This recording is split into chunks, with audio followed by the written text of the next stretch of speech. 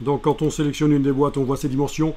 Il n'est vraiment pas conseillé de modifier la dimension à cet endroit-là, parce que quand vous allez appliquer une texture, si vous avez agrandi la boîte vers le haut, par exemple, la texture va s'étirer. Si vous avez aplati la boîte, la texture va se tasser.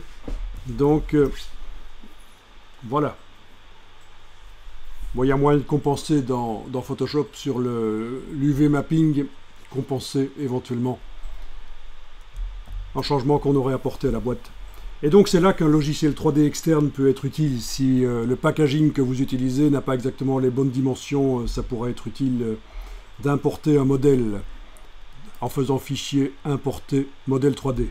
Ah oui, il en existe aussi plein qui sont téléchargeables sur le web. Donc je vous ai parlé tout à l'heure de, ici en bas, parcourir Adobe Stock avec des modèles à acheter, des modèles gratuits.